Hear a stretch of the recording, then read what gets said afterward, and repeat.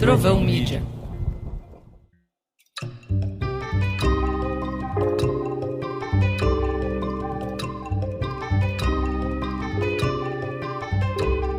Eu sou a Vélia Conelli e isso não é uma sessão de análise, um podcast criado por mim e pela Trovão Mídia. Toda semana a gente fala sobre família por aqui, sobre as várias configurações reais de família, que inevitavelmente fogem do padrão, do ideal. E às vezes temos alguns convidados que vivem profundamente esse assunto em suas profissões também. É o caso de hoje, um médico que se dedica a cuidar de crianças e adolescentes. Um ativista pela infância, como ele mesmo se define. Neste episódio, eu recebo o pediatra Daniel Becker, o filho da Silvia e do Scholem, pai da Ana e do Ilan, o marido da Carolina e padrasto do Pedro.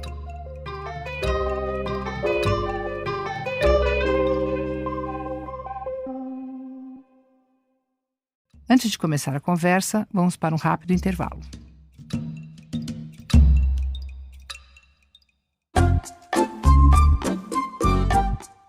Ainda nem começou a nossa conversa, mas eu sei que eu e o Dr. Daniel Becker, a gente concorda muito em uma coisa, que a leitura compartilhada é fundamental para a criação de conexão entre as famílias e para o desenvolvimento dos filhos. Ler junto com uma criança cria vínculo, afeto, escuta e ajuda a formar sujeitos mais seguros, com senso crítico e curiosidade sobre o mundo. Por isso eu indico o Clube Quindim, um clube de assinatura de livros infantis que envia todo mês obras escolhidas por especialistas em literatura e infâncias. O Clube Quindim acredita que ler transforma. E transforma mesmo!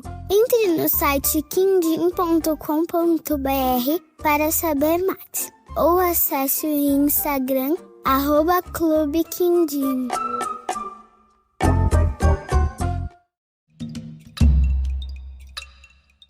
Bem-vindo, Daniel. Que prazer ter você aqui. Vamos lá, vamos conversar. Muito bom te ouvir, gosto muito do seu trabalho, te admiro muito. E você conseguir um horarinho aqui para a gente conversar é uma honra para mim. Também a admiração é totalmente mútua. Eu morro de medo de conversar com você num podcast, porque eu tenho medo de perguntas de psicanalistas. Não porque elas podem pegar pelo meu inconsciente, mas porque eu acho eles muito inteligentes, então tenho medo de não ser tão inteligente quanto para responder à altura. Pronto, agora você já me pilhou, você já me jogou com essa responsabilidade gigantesca. Mas, olha, é uma pergunta que eu faço sempre, que eu acho que é fundamental para a gente começar a nossa conversa, que é a sua referência de família, Daniel. Minha referência de família é a família da minha atual mulher. É a família mais saudável com quem eu já convivi, por incrível que pareça. A minha família de origem era bastante disfuncional. A família que eu criei também se tornou disfuncional em algum momento, né? Gerou muito conflito. E hoje eu, depois de 8 anos vivendo com a minha mulher, quer dizer, namorando e depois casando, eu encontrei uma referência de família espetacular. Uma mãe que tem um filho adolescente cujo ex-marido é o melhor amigo dela. É tão legal a relação deles que eu, quando precisei de um advogado, eu fiz dele meu advogado. Imagina, fazer do ex da minha mulher o meu advogado. É ousado, né? Sim. E que tem uma família linda, tanto em Recife, ela é de Recife, uma família unida, que adora celebrar, que adora festas e música, e que tem, os pais dela têm 94 e 90 anos para fazer a mãe agora, todos muito unidos, todos muito queridos. Claro, tem lá seus problemas e tal, mas tem lá suas loucuras, mas cada um, ao seu modo, muito amorosos uns com os outros, e que tem aqui no Rio também ramificações que também acolheram ela como uma irmã e convivem juntos, enfim. Esse é o meu modelo de família nesse momento. Eu encontrei uma família bem mais saudável que as que eu vivia anteriormente. É bacana, né? Porque às vezes a gente fica com uma pessoa, apesar da família, e a gente vai tentando ficar com a pessoa e evitando a família da pessoa, fazendo toda uma negociação para não estar junto. E o que você vai contando é que você teve a sorte de ter uma relação e uma família que vem junto com essa relação, que aí é um ganho gigantesco, né? Exatamente. Mas me conta um pouquinho, se você não se importar, o que você conta dessa tua família de origem, assim, que você disse que é disfuncional, mas como é que funcionava o disfuncional aí? Meus pais nunca foram muito afetuosos um com o outro, sempre tiveram problemas. Meu pai era um sujeito extremamente autoritário, muito solitário, muito introvertido, muito pouco sociável. Um engenheiro, vinha de uma casa também. Meu avô era extremamente violento com a minha avó, provavelmente deve ter sido violento com eles também na infância, violento do ponto de vista verbal. A minha avó, Uhum. minha referência de mulher na família do meu pai, era uma pessoa escravizada, humilhada, violentada mesmo. Eu via isso quando eu ia na casa deles, os meus avós. Eu ia muito lá, eu dormia muitas vezes lá. Ela saía da cama dela para ir dormir no sofá, porque meu avô queria dormir comigo na cama, eu criança, me contando histórias, eu amava aquilo, mas eu sentia um mal-estar assim, em relação a... Não entendia aquilo muito bem, mas era uma relação realmente de humilhação. Os filhos também humilhavam essa mulher sofreu muito a vida dela inteira.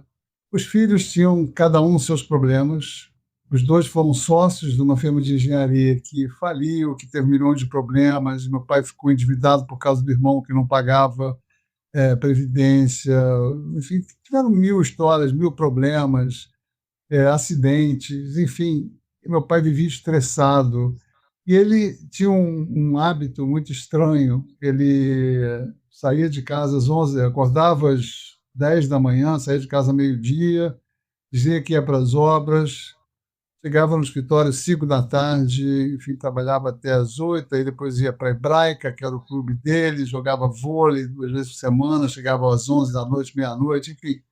Eu via ele relativamente pouco durante a semana. Nos fins de semana a gente ia para a rede jogar vôlei, era uma coisa que eu gostava de ver os mais velhos jogando vôlei. Aí depois, um pouquinho mais tarde, eu comecei a jogar um pouquinho também, enfim, e depois iam para um bar. E a minha mãe, muito ausente disso tudo, na vida dela, com algumas amigas, mas sempre muito sofrida. E uma pessoa também extremamente narcisista, mas um narcisismo muito aquele narcisismo inseguro, aquele narcisismo que tenta se colocar como centro do mundo porque se tem provavelmente uma baixíssima autoestima, mas tudo Uhum. girava em torno dela. E foi uma figura muito tóxica na minha vida e na vida da minha filha, da minha irmã também. Uhum. A Simone, minha irmã, saiu do Brasil com 18, 19 anos, porque não suportava mais a família e foi morar em Israel. Esse talvez tenha sido o principal motivo dela. E minha mãe, ao longo da infância, meu pai tinha lá as histórias dele também, nós descobrimos depois. Ele morreu com 63 anos quando morava na França. Eu, nos últimos anos dele, eu consegui desenvolver uma relação mais afetuosa, mais amorosa com ele, apesar de muito pouca conversa, de muito pouca troca, mas eu gostava de estar com ele. Enfim, foi uma família que eu e minha irmã nos consideramos sobreviventes. Nós tínhamos amor, nós tínhamos afeto, nós tínhamos algum limite, alguma educação. Sim, nós tivemos muitos problemas financeiros também. Meu pai faliu, ficamos totalmente endividados. Minha mãe viajava para os Estados Unidos, comprava vestidos, passava aqui na alfândega com um cara conhecido, e naquela época, né? Vendia lá os vestidos dela, enfim. Sobrevivemos assim às custas de pequenas atividades, mas depois meu pai começou a retomar um pouquinho, mas enfim, dinheiro sempre foi uma coisa tensa lá em casa e muita briga por causa de dinheiro. Eles brigavam Uhum. diariamente. E só para terminar, eu tinha um papel muito curioso.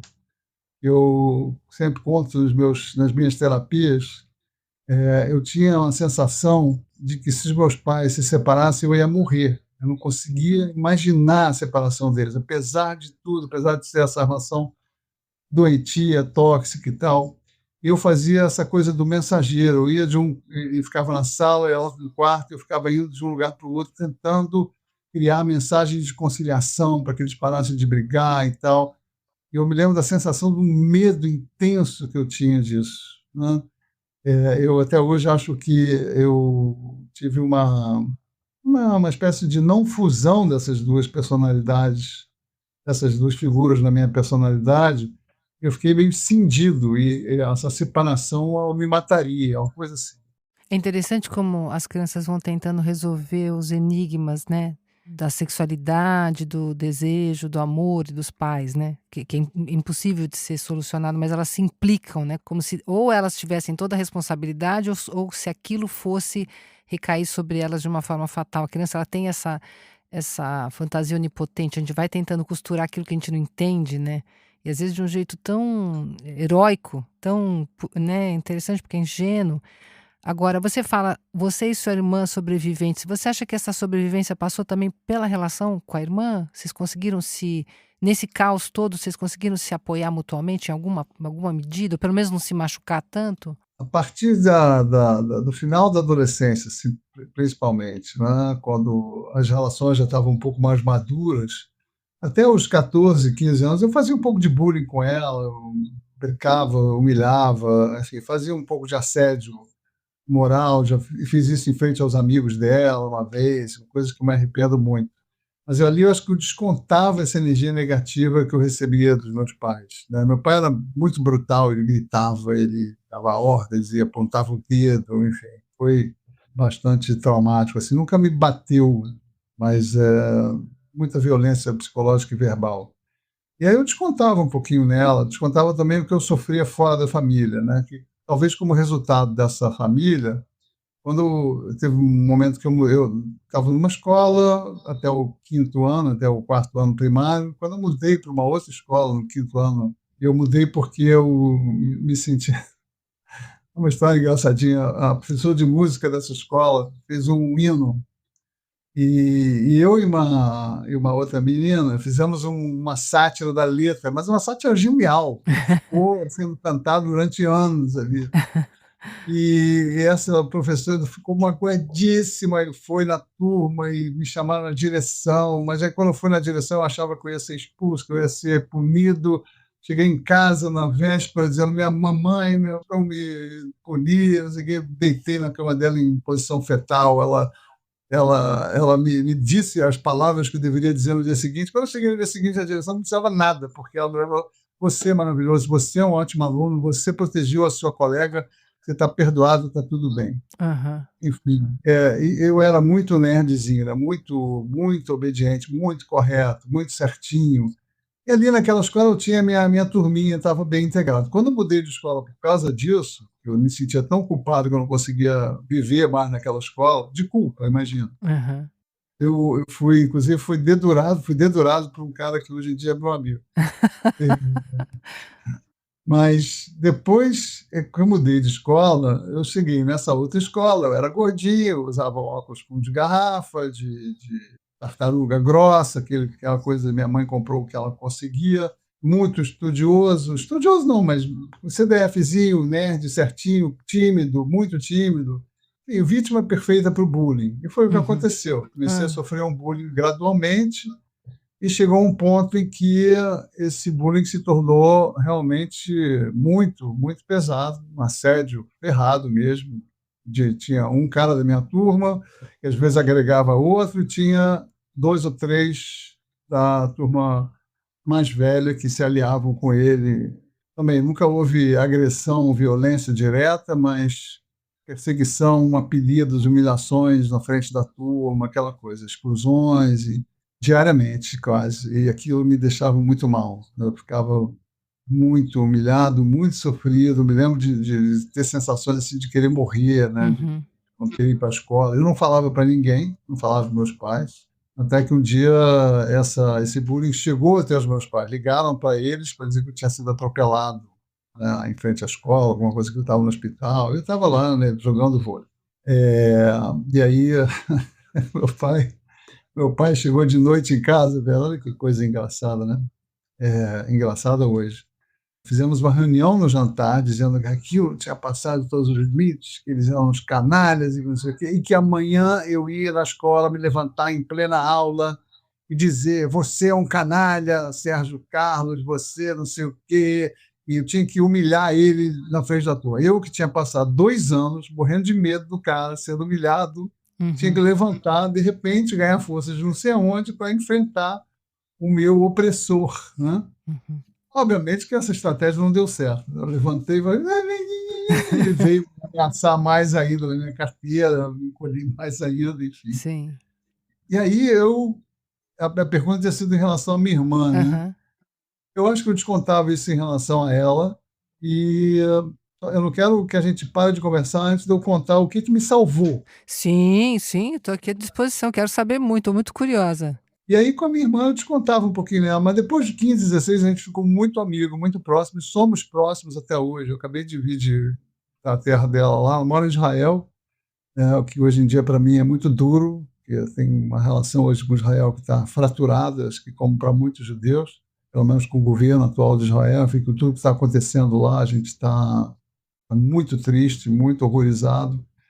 E acabei de voltar de lá porque tinha um casamento da minha sobrinha, e mais uma vez a gente se reviu, ela já veio aqui várias vezes, eu já fui lá algumas vezes, enfim, a gente tem uma relação muito próxima, muito fraterna mesmo, muito amorosa, e é uma bênção na minha vida, essa minha irmã. Então é uma família de imigrantes? De que geração, Daniel?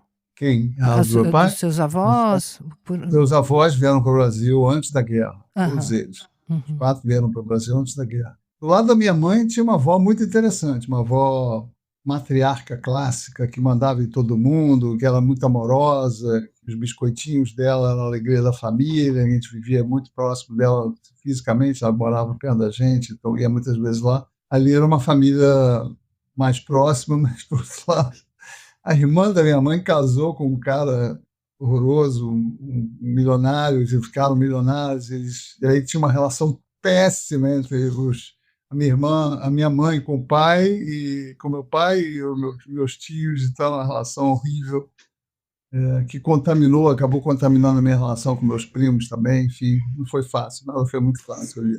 Você vai contando de uma violência transgeracional, que a gente sabe que não pode ser pensada só em termos de apanhar. É importante marcar que a violência doméstica aparece na forma de falas, de assédio moral, de humilhação, né? Não é só tapa na cara. Isso é muito importante, né? E tem um momento, né, Daniel, que acontece alguma coisa que você vai contar, mas eu sempre fico procurando qual é o esteio que poderia ter te dado algum outro modelo de masculinidade, outro modelo de homem, que você fala, seu avô, o cara que basicamente um misógino que desprezava a voz, né, regularmente, né? O seu pai e a sua mãe numa relação super conturbada e de várias formas violenta com vocês, né? Tem alguma luz aí nessa história, quando você fala dessa avó matriarca, alguma coisa que pode ter servido de esteio para depois dar uma guinada? Porque não só você dá uma guinada, como você se torna um ativista pela infância. Quer dizer, cara, você transforma aquilo ali numa coisa muito legal, não só para sua vida pessoal, mas para nós todos, né? Então me conta um pouquinho se tem algum esteio aí. Tem sim, mas fora da família. Uhum. Com 12 anos, eu entrei para o movimento juvenil, que é uma coisa das comunidades judaicas que tem até hoje.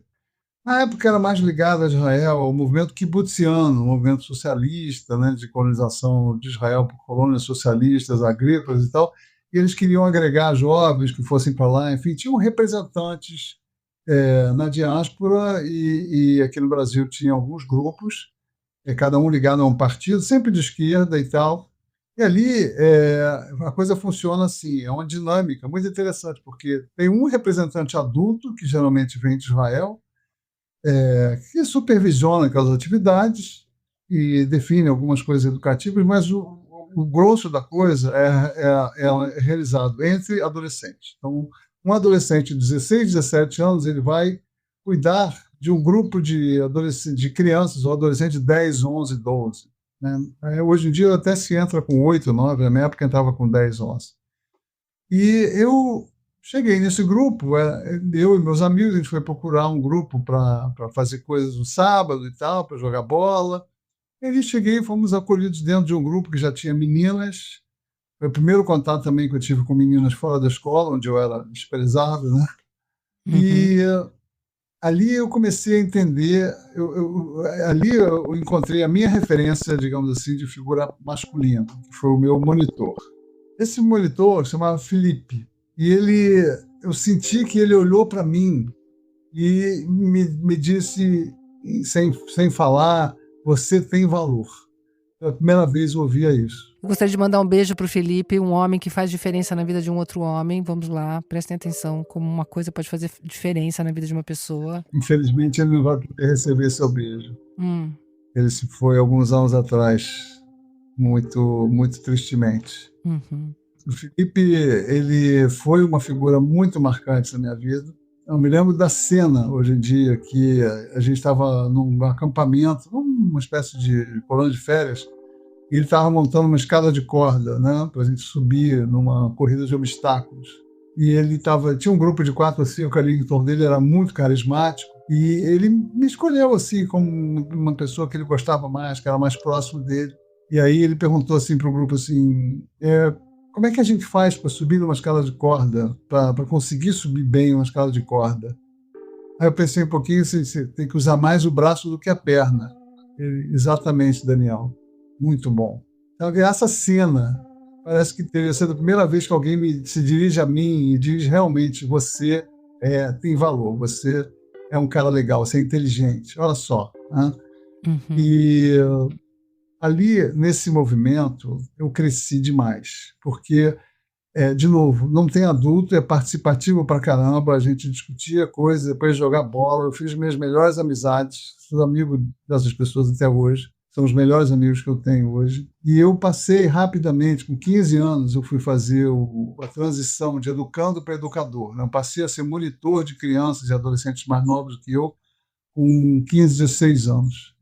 Ali foi uma revolução na minha vida, porque eu ganhei autoestima, ganhei segurança, ganhei capacidade de liderança, de comunicação, foi de criatividade, de resolução de problemas, eu tinha que conceber, depois passei a ser supervisor de monitores, né, de um determinado grupo, eram 350, 400 crianças e adolescentes que se juntavam ali todos os sábados. Eu tinha vários grupos sob a minha supervisão, tinha que trabalhar, pensar, reuniões semanais, 2, 3 vezes por semana, eu ia quase todos os dias lá na sede. Era uma coisa maravilhosa, eu jogava pelada com meus amigos, enfim, foi uma adolescência maravilhosa nesse sentido. Muito, muito bem vivida. Podia ter sido um pouco mais namorador, mas mesmo assim valeu a pena. A gente já continua essa conversa depois do intervalo. Te espero.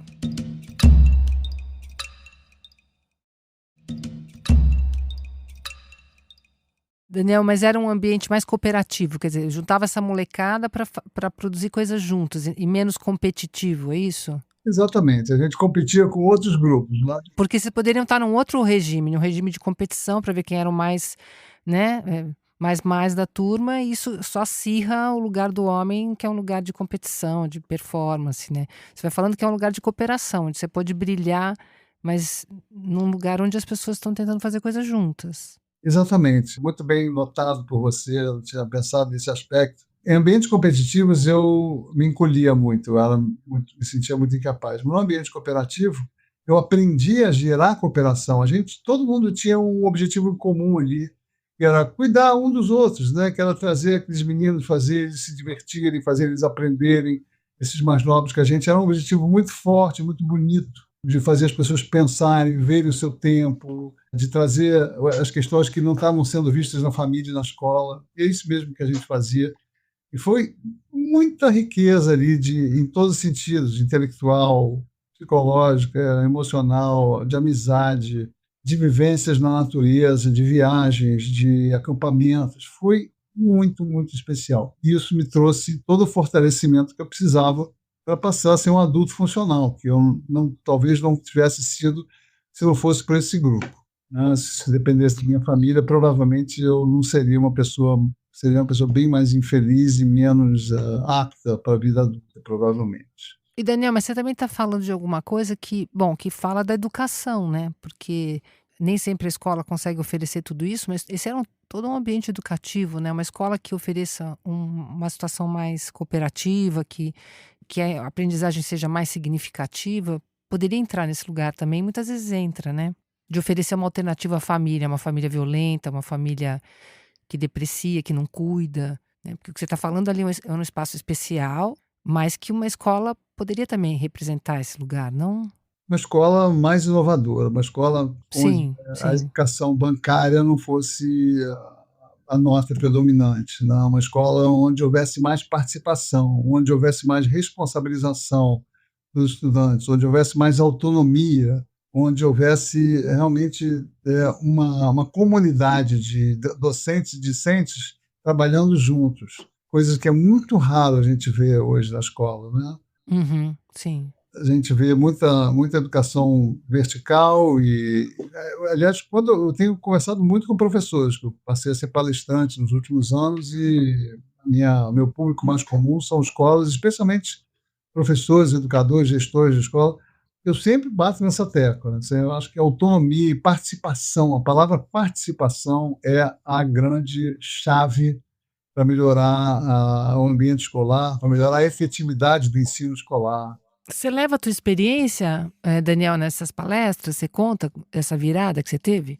Geralmente, sim. Quando tem espaço para isso, sim. Quando é uma palestra mais Uhum. rápida, assim, não dá nem tempo. Mas quando vem o debate, muitas vezes eu conto, não com essa riqueza de detalhes e tal, não com esse confessionário psicanalítico que eu fiz aqui, mas Com essa generosidade que você teve comigo hoje. Uhum, agradeço. não, acho que só conversar com você já inspira isso, já. Ah, querido. Me conta um pouquinho quando você vai, então, formar sua família, né? A família que vem depois dessa tua história. Em relação à minha família, nós também tivemos, de uma certa forma, uma certa disfuncionalidade, né? A gente começou muito bem, o casal, mas depois foi evoluindo com uma relação muito conflituada. Ela teve uma época que ela adoeceu, depois, assim, eu comecei a vê-la como uma pessoa muito estranha, muito diferente, muito difícil. Eu também, certamente, tive minhas omissões, tive minhas ausências, eu trabalhava muito, teve uma época que eu viajava muito também, então estava pouco em casa por trabalho, e ela ficava muito sobrecarregada, tinha problemas no trabalho, ela também.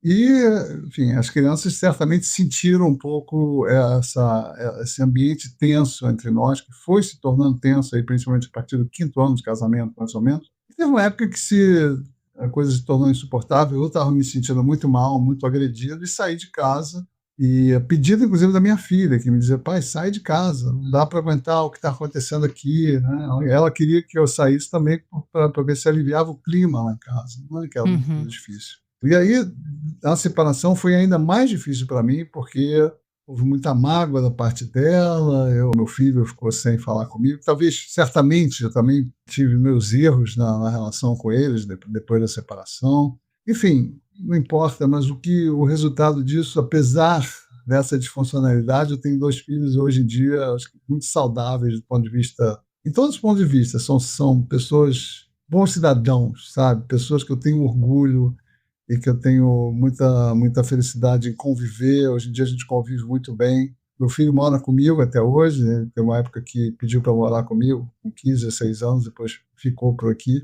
Mas são 2 pessoas de coração enorme, sempre muito voltadas para o outro, minha filha é de uma competência profissional incrível, meu filho é muito talentoso, eu tenho muito orgulho deles, tanto como pessoas de boa índole, de bom coração, quanto pessoas que estão nesse mundo e que estão ajustadas e autônomas, felizes, funcionais, né, como se diz hoje em dia.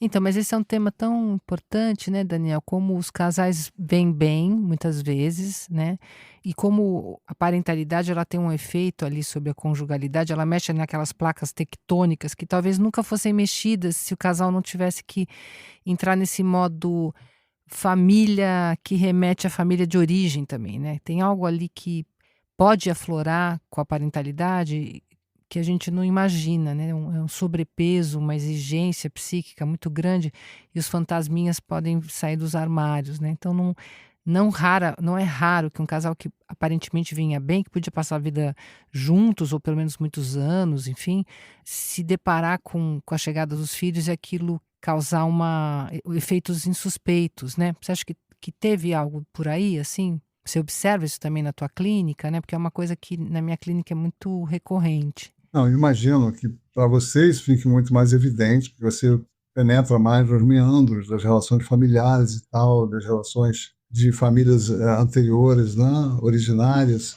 Na minha prática, eu vejo isso também, como casais que têm uma dinâmica relacional melhor, mais saudável, seja separados, seja juntos, conseguem criar filhos mais saudáveis, né? Isso aí é Uhum. indubitável, isso é estatístico, isso é evidente, né?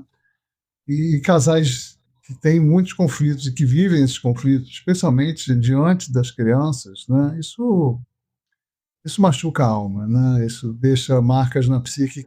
E certamente isso vem das suas próprias infâncias, das suas próprias vivências familiares, não tenho dúvida disso. No meu caso, não tenho dúvidas, é visível, né? E é muito interessante até constatar algumas coisas, que eu não quero entrar em detalhes aqui. A minha ex-mulher tinha até uma família que aparentemente era bastante saudável, né? Pais que se conviviam bem com os filhos, e eram 2 filhos, e tinha primos, etc. A minha família que era disfuncional, mas quando a gente se juntou ali, houve,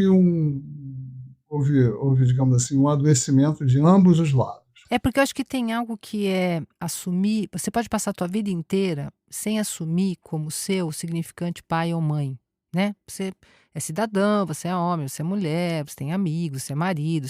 Mas pai e mãe remete à nossa história de pai e mãe. A tudo que a gente prometeu que não ia fazer igual, ou que prometeu que ia fazer igual. E de repente chega o filho que também é um desconhecido, que também te aperta uns botõezinhos diferentes. Um filho é mais sedutor, outro filho é mais combativo. Essa combinatória, né, ter que assumir esse papel de pai e mãe, pode revelar coisas que talvez nunca fossem reveladas ou que, enfim, né? E aí você vai encontrando essa espécie de curva de rio para certos acontecimentos, né? Então, eu já tive casos assim incríveis no consultório, de pessoas que vinham bem, de repente nasce um filho, a pessoa regride 10 casinhas para trás, tem um comportamento completamente inesperado, né? Claro que porque já tinha coisas ali já tinham coisas que estavam recalcadas, que precisavam Certamente. eventualmente emergir, né? Eu vivi isso Uhum, pessoalmente com meu filho, eu percebi isso na análise justamente. Com meu filho, que era mais, digamos assim, demandava mais do ponto de vista do cuidado, ele era muito mais difícil na época, na infância, e era muito mais desafiador, eu alternava, por isso que essa sensação de não ter fundido as almas, as figuras do meu pai e da minha mãe na minha personalidade, eu alternava a minha mãe e o meu pai no cuidado com ele. porque é o repertório que a gente tem, né? Exatamente. Aí eu às vezes era super protetor, eu era, enfim, permissivo demais com ele, e quando a coisa passava do limite, eu gritava, era autoritário e tentava me Uhum. impor pela violência verbal, assim, gritando especialmente, que era exatamente o que meu pai fazia. E eu não conseguia achar esse meio termo, essa coisa mais racional de encontrar formas de me comunicar com ele e ter uma educação mais efetiva. Depois é que, mais tarde, só na adolescência, que eu consegui encontrar esses caminhos. Por isso que eu acho que é interessante, né, Daniel, quando os casais falam: eu quero ter filhos, eu quero cuidar de alguém", assim, a pessoa não imagina, que ela vai entrar num certo bastidor ali, de ver como a coisa funciona e como ela vai ser jogada em experiências inconscientes que ressurgem, né, e muitas vezes ela tem todo um plano de cuidado, de fazer, de ser, ela tem uma ética, ela entende, ela leu livros de pediatria e psicologia, mas na hora o que emerge são coisas muito cindidas, como você diz, né, coisas muito mal elaboradas, coisas muito primitivas da nossa experiência, né. Ter filhos é um desafio no sentido de você é selvagem, né, tem algo de uma aventura meio selvagem, não é, pra quem gosta mesmo de virar do avesso, né. Não é fácil se haver com isso daí, é muito legal também, muito gratificante, a gente se transforma, a gente cresce, a gente vê o que a gente não viria, a gente cresce junto com eles, Te né. ama? A gente ama, maravilhoso. Mas depois você casa de novo, você aposta de novo, que aposta foi Não, depois essa? eu vivo um longo período de solteirice, né? Vida louca? Hum, louca uma certa medida, assim, mas sim, bem mais louca do que a grande maioria das pessoas que estavam próximas de mim. Enfim, com muitos encontros, alguns bons, alguns ruins, né? Muita busca por uma sexualidade assim mais selvagem e tal, mas com algumas relações intensas e duradouras. Nesse período foram 15 anos até eu encontrar a minha mulher. E aí, em 2017, a gente se conheceu e começou a namorar, e foi um encontro muito especial. Um encontro também muito, muito curioso, porque nós somos completamente diferentes. Eu sou judeu, filho de uma família muito tradicionalista, branca, europeia, enfim, um clássico, digamos, da classe média alta brasileira. Na verdade, a gente era uma classe média, porque ficou duro, mas tinha que fingir que não estava.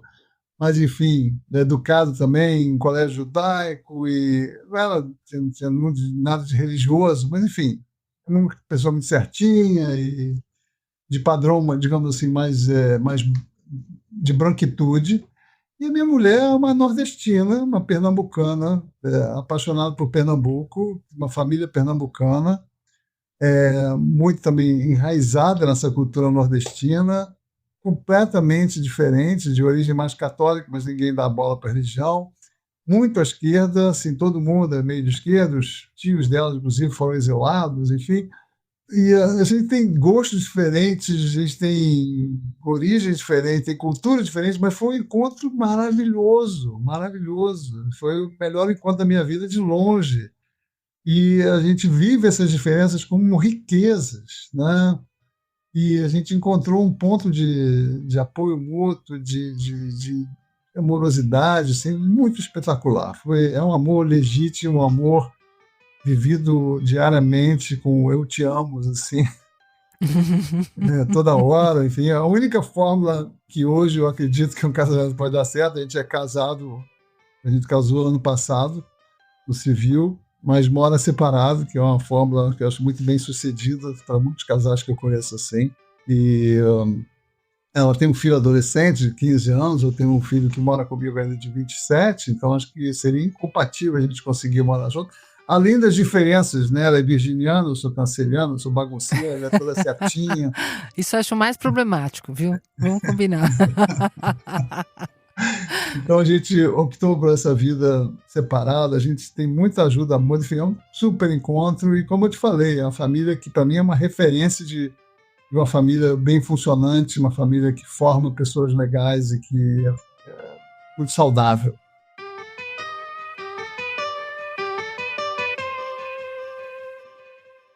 E disso tudo que você contou, Daniel, o que você acha que você está conversando comigo, né? Sou uma mulher. O que você acha que, como homem, atravessou essa tua experiência familiar? Você acha que tem uma questão própria do fato de ter nascido nessa família homem e ter se tornado pai, agora padrasto? Você percebe uma diferença nesse... Conta para mim um pouquinho, né? Como é que é da tua perspectiva ao longo da tua vida, né? Ser homem, ser pai, ser filho, chegando até hoje. O que mudou? O que você viu? Você trouxe várias mudanças, né? Mas o discurso sobre ser homem, gostaria de te ouvir. Eu sempre me considerei um homem, digamos assim, com uma porção mulher, como dizia o Gil, né? Bastante forte, bastante determinante na minha vida. Como qualquer adolescente dos anos 70, eu cresci machista, racista, né? Enfim, e aí na minha vida adulta que eu percebi a educação que eu tinha tido e tentei fazer essa virada, né? Acho que consegui. Sempre fui um homem dentro de certas características convencional, heterossexual, cis, etc.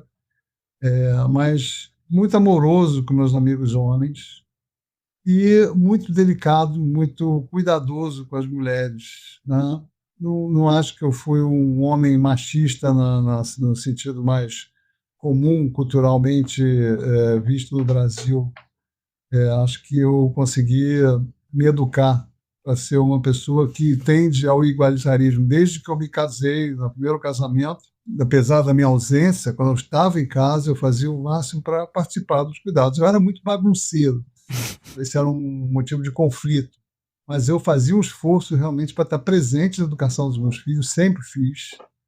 Sempre tive essa noção, apesar de que na época não estudava, não se falava tanto nisso, né? Não sei se falava muito mais tarde de educação positiva, de presença do pai, não sei o quê. Mas eu fui o pai o máximo presente possível e acho que tentei ser um parceiro também presente. Sempre ajudei muito as minhas parceiras, sempre tive uma condição de poder ajudá-las, ou do ponto de vista financeiro, ou do ponto de vista também de apoio profissional, apoio pessoal, apoio emocional. Sempre tentei ser cuidador. Sou uma pessoa que tende a ser cuidadora, né?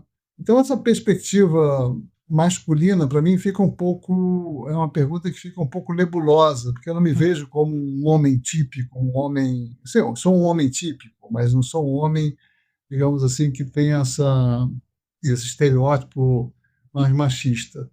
Acho que eu sou um bom exemplo para outros homens, de uma certa forma, né? E é isso, eu faço sempre um esforço para me colocar da forma que eu acho mais legal, mais correta, que um homem deve fazer, tanto no casamento, quanto na sociedade, quanto na paternidade. Eu faço esse esforço consciente nisso.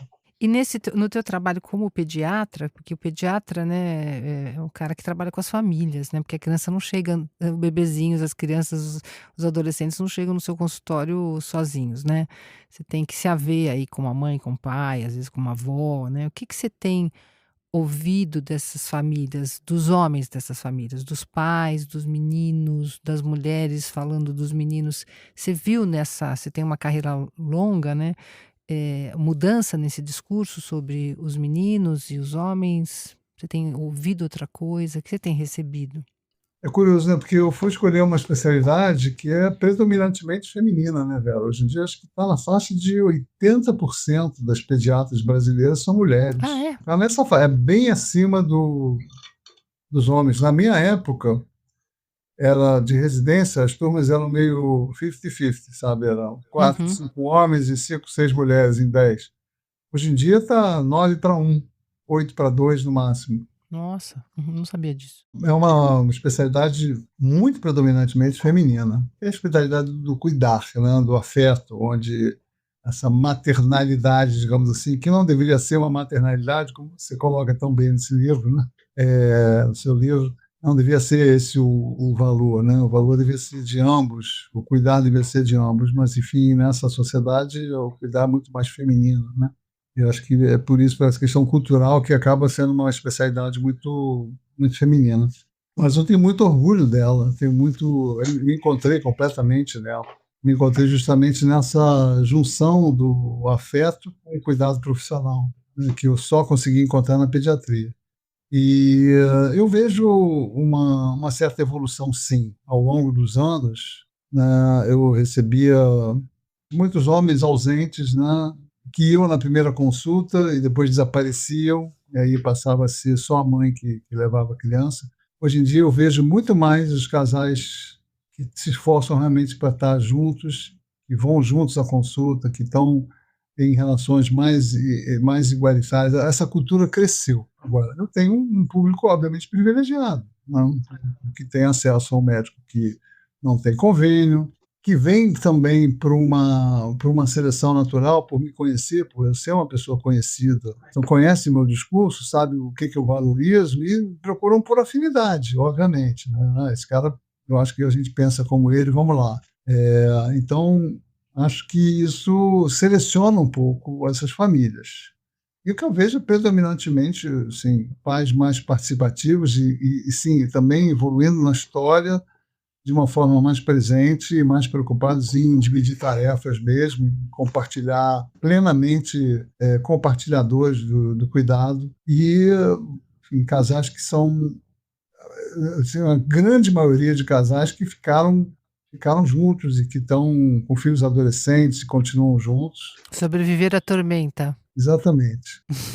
Então, assim, a minha amostragem não tende a ser, no consultório, pelo menos, não tende a ser a mais típica, mas é um pouco selecionada, digamos assim. Uhum.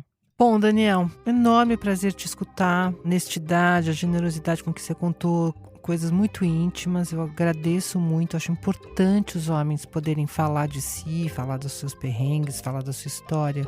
Isso é mais raro, né? Então eu queria muito te agradecer.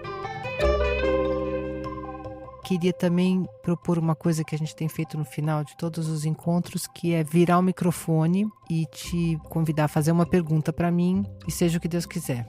Bom, então vou usar uma experiência minha. Depois que eu fui padrasto, o padrasto tem sempre um passo atrás emocionalmente no envolvimento com o enteado, né? Eu consigo vislumbrar a relação da minha mulher com o filho desse ponto de vista um pouco mais recuado, do ponto de vista mais analítico, digamos assim. Eu vejo assim, como esse embaralhamento emocional, esse emaranhamento, né, que a gente tem com os filhos, obviamente tem que ter mesmo, como isso dificulta a nossa educação e acaba fazendo com que a gente cometa erros básicos, como eu cometi muito com meus filhos ao longo da infância deles, né? Então, a minha pergunta para você é: que erros você gostaria de poder ter evitado ter cometido com as suas filhas?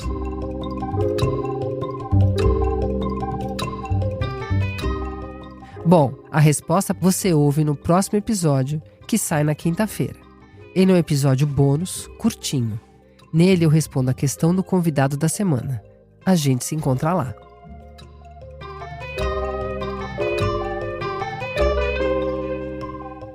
Esse foi o podcast Isso Não É Uma Sessão de Análise, um original da Trovão Mídia. Na semana que vem, a gente faz mais uma visita às várias casas que compõem uma família. Até lá. A direção e a produção executiva desse podcast são da Trovão. A produção e o roteiro são da Eduarda Kunert. A montagem e edição de som são da Laila Moalen. E a trilha sonora original foi criada pelo Arthur Decloé.